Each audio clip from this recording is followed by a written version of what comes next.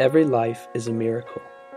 This mother has had a successful 40-week pregnancy, allowing her to hold her daughter for the first time just after giving birth. This 40-week period is the average time it takes for a baby to fully develop.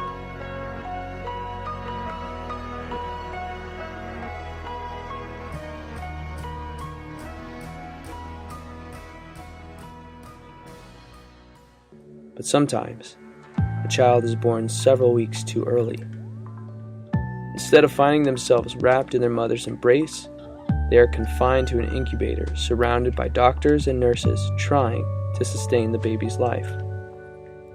With such limited time inside the womb, the infant's internal organs will be underdeveloped.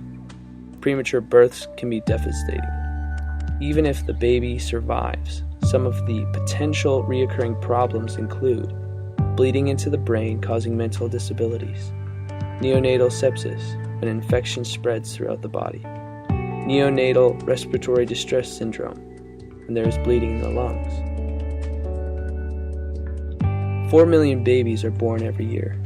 1 in 8 will be born prematurely, which is 50,000 babies a year, or 1,500 a day.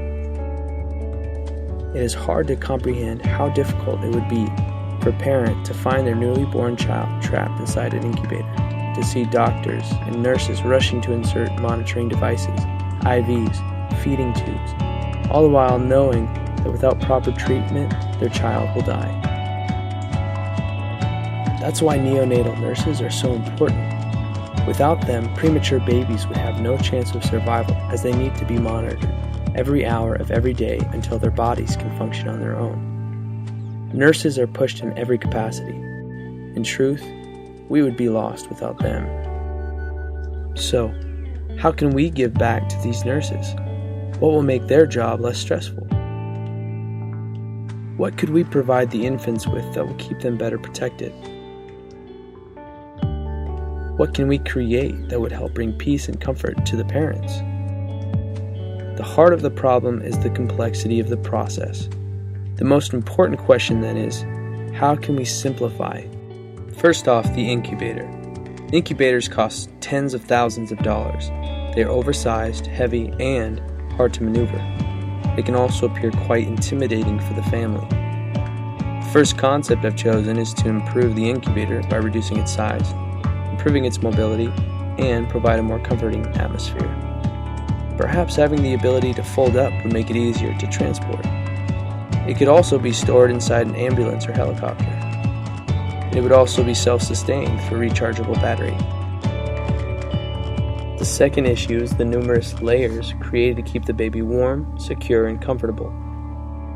As you can see in these pictures, the nurses actually use saran wrap type of material, all of which are cheap and somewhat efficient, but can be difficult to apply.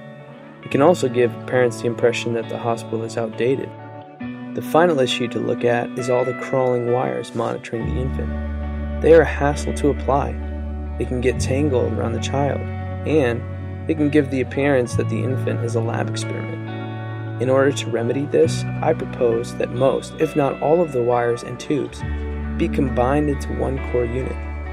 Those that require electricity can run on battery when the need to transport arrives. For example, perhaps the 3 ECG or electrocardiogram signal lines that are monitoring the heart rate can be combined and operated wirelessly. Protecting such precious lives while reducing the complicated steps is the primary goal. The solution is begging to be discovered.